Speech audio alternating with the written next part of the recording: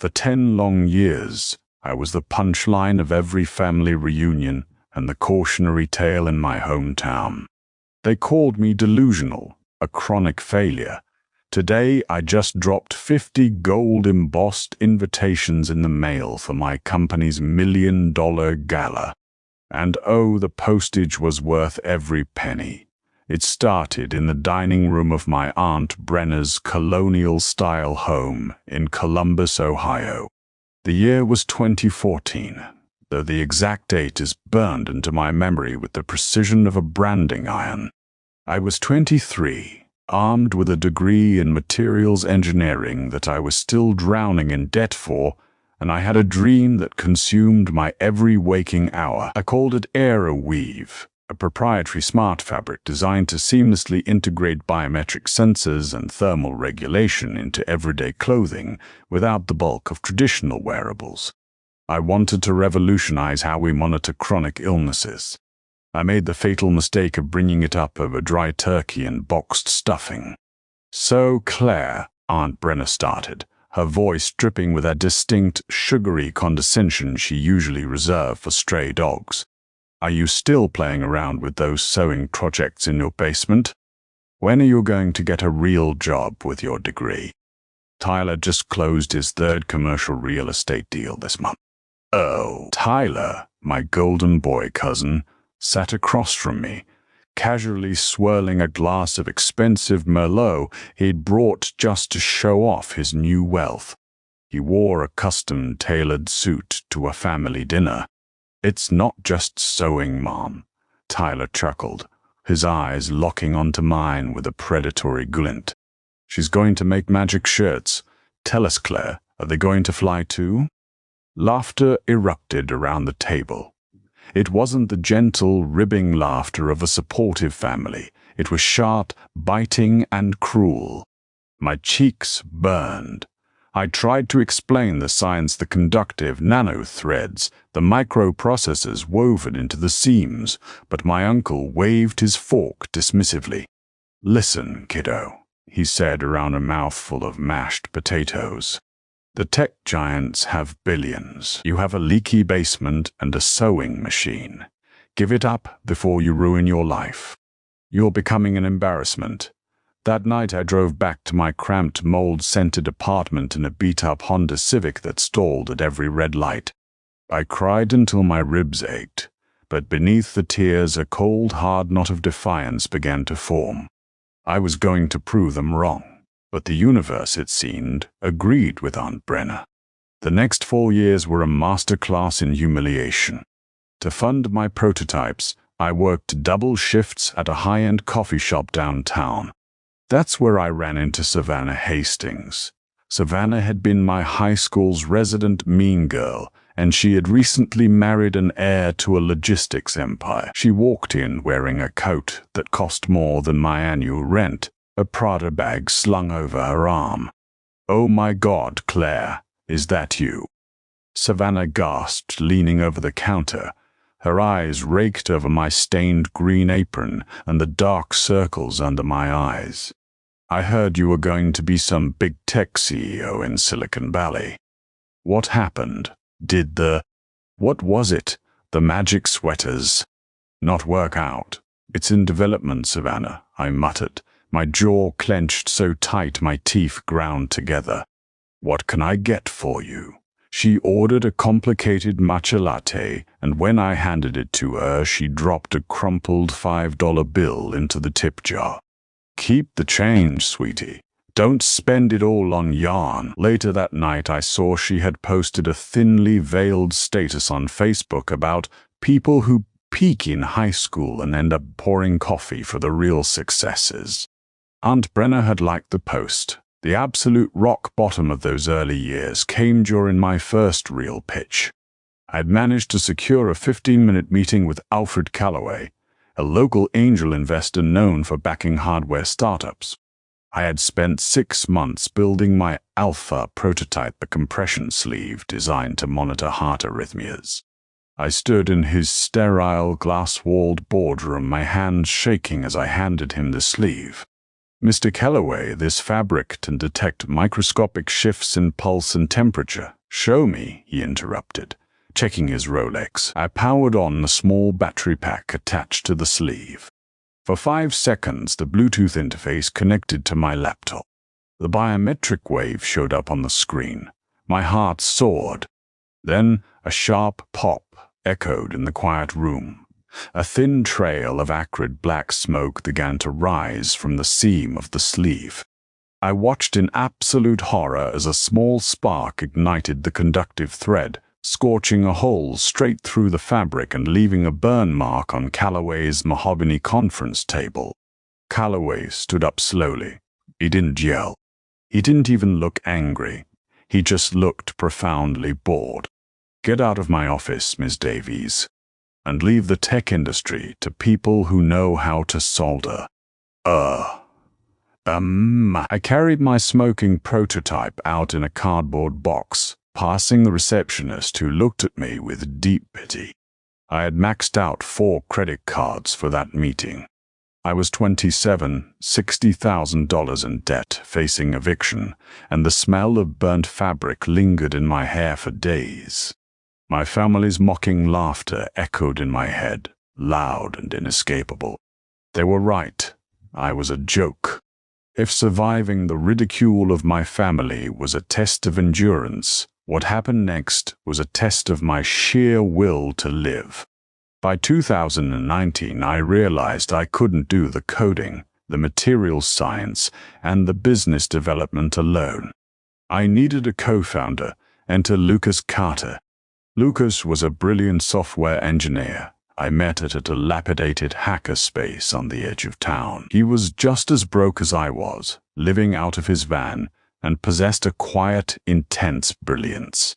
When I showed him my repaired, non-combustible AeroWeave prototype, his eyes lit up. "Claire, the hardware is incredible, but your software is bottlenecking the data," Lucas had said, his fingers flying across his keyboard. "If I rewrite the firmware, we can increase the sensor polling rate by 400%. For 2 years, Lucas and I were inseparable.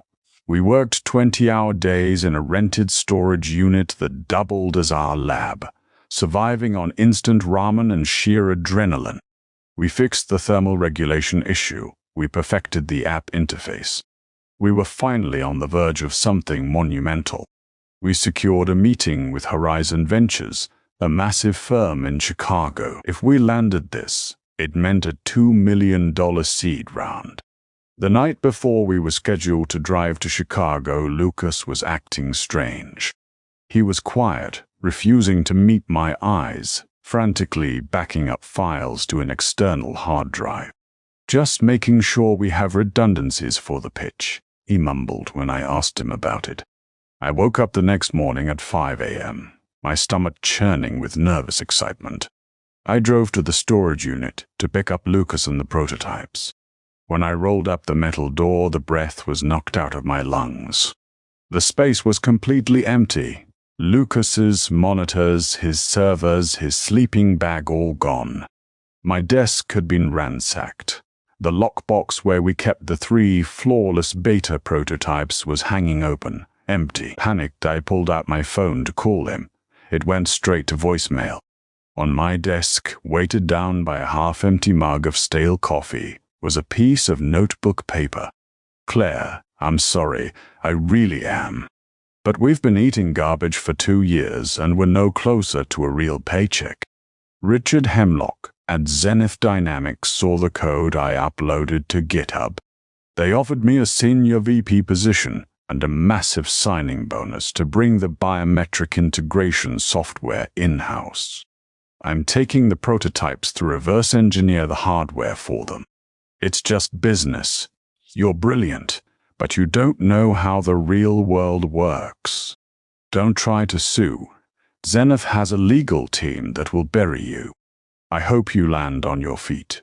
Lucas, I sank to the concrete floor, my vision blurring. Betrayal is a physical thing. It feels like ice water injected directly into your veins. My best friend, my partner, had stolen my life's work. I didn't go to Chicago. I sat in the empty storage unit until the sun went down, listening to the hum of the overhead fluorescent lights. 3 weeks later, the final nail in the coffin arrived in the mail.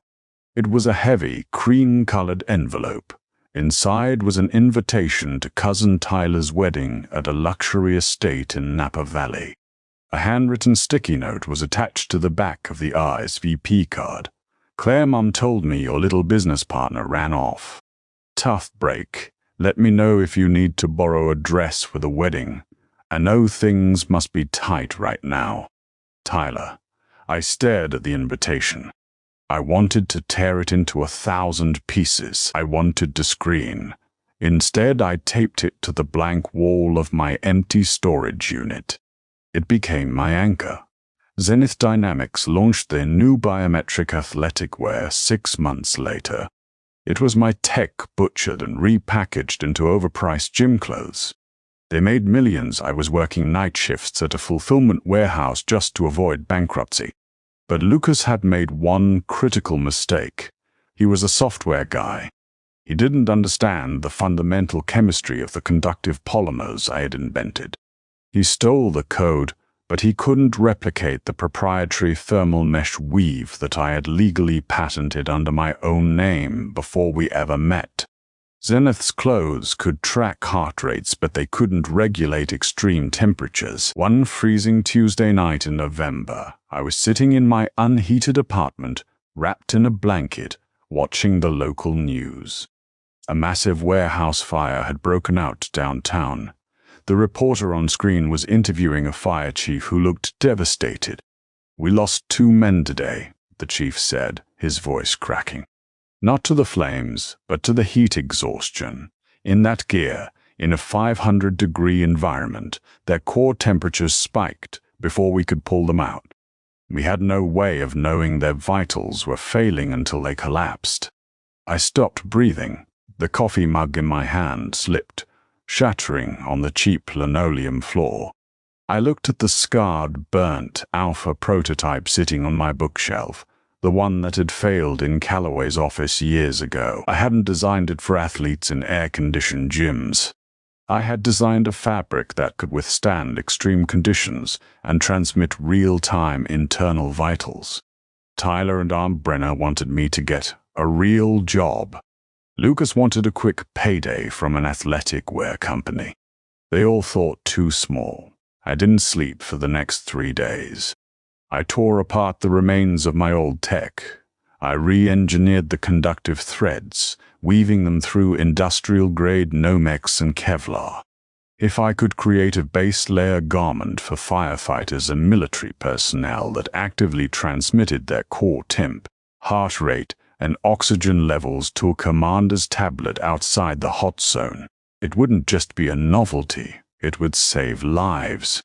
I didn't have money for a slick presentation. I didn't have a flashy co-founder. I had a desperate, wild hope and a list of federal defense and safety contractors. I drafted a cold email, attached my patents and my raw data, and sent it to an obscure division of the Department of Defense research arm. Then I waited in the dark, the mocking voices of my past finally drowned out by the pounding of my own heart. For 42 days, my inbox remained completely empty. I spent those weeks working double shifts at the warehouse, my hands cracked from lifting cardboard boxes, my bank account hovering dangerously close to a negative balance. I was surviving on discount bread and peanut butter. Every night I stared at my phone, wondering if I had thrown my last shred of hope into a bureaucratic black hole. Then, on a rainy Thursday morning, my phone buzzed. It wasn't an email. It was a phone call from a blocked call ID. "Is this Claire Davies?" A crisp, professional voice asked over the line. The patent holder for the thermal conductive polymer mesh. "Speaking," I managed to say, my voice raspy from disuse. "Miss Davies, my name is David. I'm an acquisitions liaison. Your data packet bypassed our standard screening because it flagged a very specific set of parameters we've been looking for. We don't want a Zoom call. We want you in Irvine, California, tomorrow morning. A flight has already been booked in your name. Bring the prototype. But less than 24 hours later, I was walking through the hyper-secure, sprawling campus of Anduril Industries, the defense technology company founded by Palmer Luckey. Entering a facility run by a real established titan of defense contracting was intimidating enough to make my knees weak. I was escorted by 2 silent security personnel into a subterranean testing laboratory that looked like a set from a science fiction film. Inside the lab stood a group of engineers and a man in a tactical jacket holding my raw data files.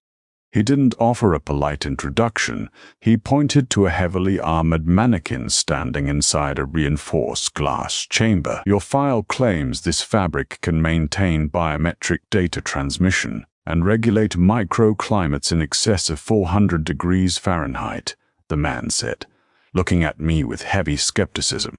It also claims the conductive weave won't degrade under direct flame exposure for up to 3 minutes.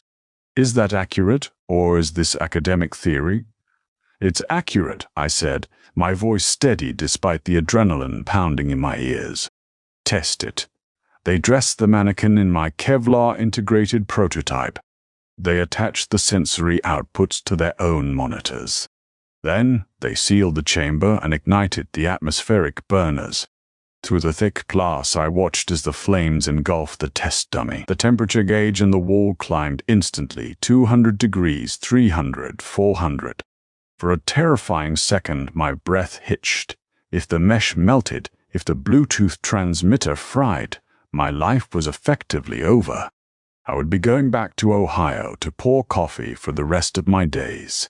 But the monitors didn't go dark. The screens blazed with a continuous, flawless stream of biometric data.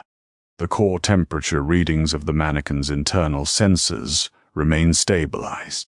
The thermal mesh weave was actively dispersing the catastrophic heat, exactly as I had designed it to do. 5 minutes passed. The transmission never even stuttered.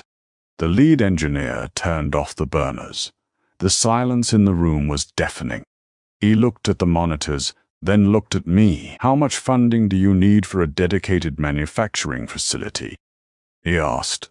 Within 3 weeks, I had a $15 million Department of Defense grant and a secure partnership contract. I didn't celebrate. I didn't buy a new car or a flashy apartment. I bought an abandoned textile factory in Nevada, hired a team of brilliant, overlooked engineers, and built my company, Sentinel Weave, entirely in the shadows. We operated under strict non-disclosure agreements. To the public eye, I was a ghost. To my family, I was still the delusional failure who had disappeared off the map. While I was outfitting elite smoke jumpers and naval special operations teams with life-saving gear, Zenith Dynamics was preparing for their highly publicized downfall. Lucas, my traitorous former co-founder, had pushed his stolen athletic wear to the consumer market with massive fanfare. He had the algorithms to track heart rates, but he never understood the chemistry of my physical weave. He substituted my complex thermal polymers with cheap, mass-produced conductive wiring. The disaster struck during the peak of summer in 2022. Reports started flooding in. Marathon runners in California and Texas were collapsing. The Zenith compression gear wasn't just failing to regulate heat. The cheap conductive wiring was short-circuiting against the athlete's sweat, causing severe, localized chemical burns. I sat in my spacious glass-walled office in Nevada, sipping black coffee as I watched the financial news networks cover the catastrophe. Zenith's stock plummeted by 60% in a single afternoon. Class action lawsuits were filed across 3 states. Richard Hemlock, the CEO of Zenith, immediately threw Lucas under the bus to save the company's remaining assets. Lucas was fired, publicly disgraced, and named as the primary defendant in a massive intellectual property and gross negligence lawsuit. Because he had bypassed standard safety testing to rush the product to market, he was facing total financial ruin. The millions he had been promised evaporated overnight. I turned off the television. I felt a fleeting spark of pity, but it was quickly extinguished by the memory of sitting on the concrete floor of an empty storage unit, reading his cowardly farewell note. The universe was finally balancing the scales, but the universe wasn't finished. I still had unfinished business in Ohio. By 2024, Sentinel Weave was a quiet titan in the defense sector. We had expanded into aerospace textiles and emergency medical smart garments. When we finally took the company public, the IPO was a staggering success. At 33 years old, my net worth crossed the billion-dollar threshold. It was time to reintroduce myself to polite society. I decided to host a massive million-dollar gala at the historic Fairmont Hotel in San Francisco. Ostensibly, it was a charity event to launch our new foundation supporting wounded veterans. In reality, it was the grandest, most expensive trap ever laid. I personally oversaw the guest list. I sent invitations printed on thick, gold-embossed cardstock, sealed with wax. I invited Aunt Brenna. I invited Cousin Tyler. I invited Savannah Hastings. I tracked down Alfred Calloway, the arrogant angel investor who had thrown me out of his office. And, through a private investigator, I found Lucas's new address, a dingy, one-bedroom apartment in a deteriorating suburb, and sent him an invite too. The invitations were meticulously vague. They simply stated they were invited to an exclusive tech industry charity gala, courtesy of an anonymous benefactor. I knew my family's psychology perfectly. Tyler and Brenna wouldn't be able to resist the allure of an elite, high-society event. They would fly out, assuming they had been selected because of Tyler's success in real estate. The night of the gala, San Francisco was wrapped in a glittering coastal fog. The Fairmont's grand ballroom was transformed into a paradise of crystal chandeliers, cascading orchids and champagne towers. Tech billionaires, state senators, and decorated military generals mingled on the floor. I stood in the VIP gallery above the ballroom, concealed by a heavy velvet curtain, watching the entrance. At exactly 8 o'clock they arrived. Aunt Brenna and Tyler walked in, their eyes wide with poorly concealed awe. Tyler was wearing a suit that looked expensive but slightly dated, trying desperately to project an aura of wealth. Brenna clutched a designer knockoff purse, looking around as if she expected to be thrown out.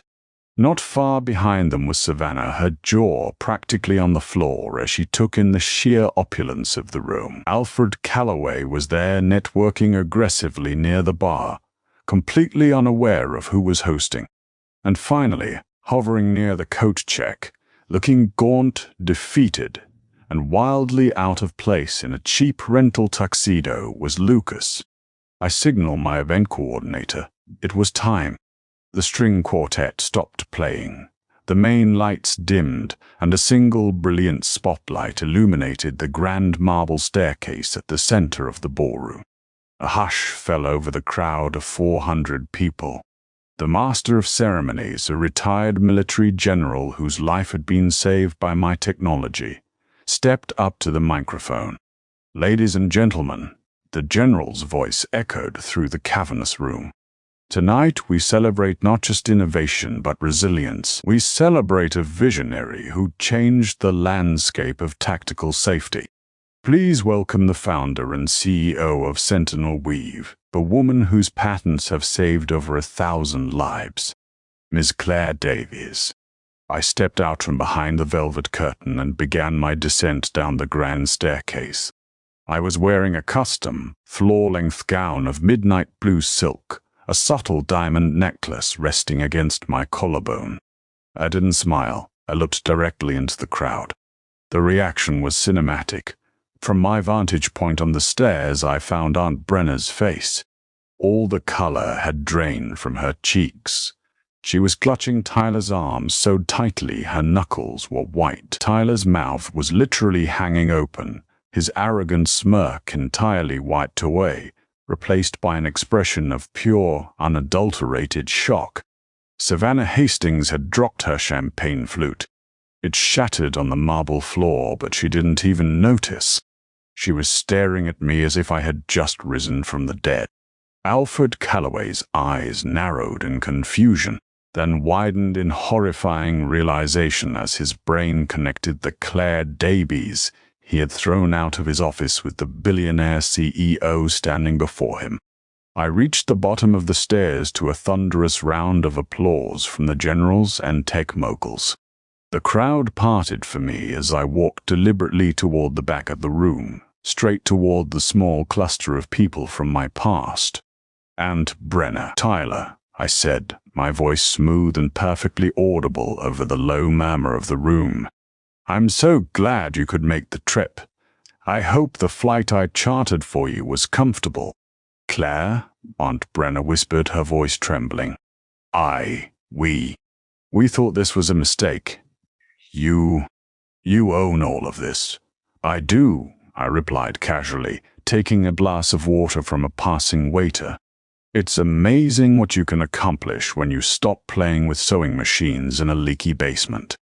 Tyler stepped forward, his face flushed red. He tried to puff out his chest, falling back on his old bravado. "Well, look at you. Got lucky with some military contract, huh? I guess we're both doing pretty well. I just closed a massive commercial complex in. You're currently facing foreclosure on 3 of your properties, Tyler." I interrupted, my tone icy and exact. "I had run a background check on all of them. You're over-leveraged by $4 million and your primary investor pulled out last Tuesday. You wore that suit to project wealth, that you paid for your rental car with a maxed-out credit card." Tyler froze. The remaining air in his lungs vanished. He looked around frantically, terrified that the wealthy elite nearby had heard. He shrank back, suddenly looking very small and very ordinary. I turned my attention to Savannah, who was trying to edge away into the crowd. "Savannah," I called out. She stopped, turning back with a terrified plastic smile. "Claire, sweetie, you look incredible," she stammered. "Keep the change, Savannah," I said softly, echoing the exact words she had thrown at me in the coffee shop years ago. "Don't spend it all on matcha lattes." She turned completely scarlet and hurried away toward the exit. Alfred Calloway approached next, his face a mask of forced professional courtesy. "Ms. Davies." "Alfred Calloway. We met years ago. I must admit, I misjudged your prototype's potential. If Sentinel Weave is ever looking for private equity expansion, I would love to write you a blank check." I looked at his outstretched hand and let it hang in the air. "Mr. Calloway, you didn't misjudge the prototype. You misjudged me. You lack vision, which is why your fund's returns have flatlined for 3 years. I wouldn't let you invest in a lemonade stand. Enjoy the free catering, though. I hear the caviar is excellent." He swallowed hard, withdrew his hand, and walked away in silent humiliation. Finally, there was Lucas. He was standing near a marble pillar, looking at me with eyes full of deep, profound regret. He looked exhausted, aged 10 years by the stress of his lawsuits and public disgrace. He didn't try to offer excuses or business cards. He just looked at me. "Claire," Lucas said, his voice cracking. I'm sorry for everything. You were right. About the tech, about the mission, about everything. Zenith ruined me. I'm bankrupt. I can't even get a job doing basic coding anymore. Nobody will hire me." He paused, swallowing a hard lump in his throat. "I know I have no right to ask, but is there any place for me here, even just at the bottom?" I looked at the man who had stolen 2 years of my life, the man who had left me to starve in an empty storage unit while he chased a quick fortune.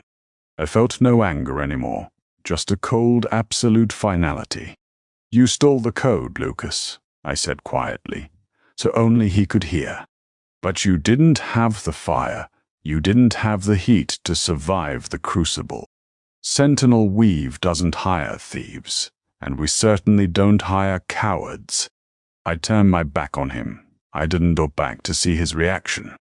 I didn't need to. I walked toward the center of the ballroom, greeted by the warm smiles of the engineers who had believed in me and the veterans whose lives my technology had saved. The heavy chains of my past, the mocking laughter, the cruel remarks, the bitter betrayal shattered completely. They had spent a decade trying to convince me I was nothing. Tonight I proved to them and to the world that I was unbreakable. I built an empire from the ashes of their mockery, and the view from the top is absolutely spectacular. If this story of survival and ultimate payback resonated with you, please hit that like button, share this video with anyone fighting for their own dreams, and subscribe to the channel for more true stories of resilience. Never let them tell you what you can achieve. Keep building.